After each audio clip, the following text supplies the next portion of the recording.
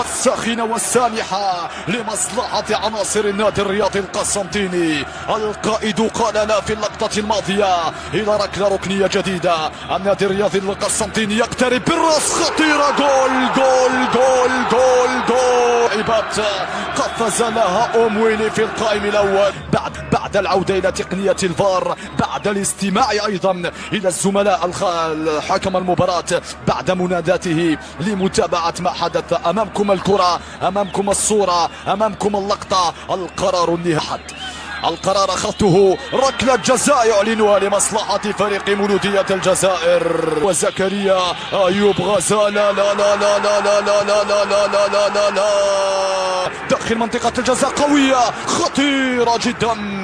هو أليكسيس جمدوز ينقذ الموقف. العرضية الصعبة جدا بالراس، جول جول جول جول جول.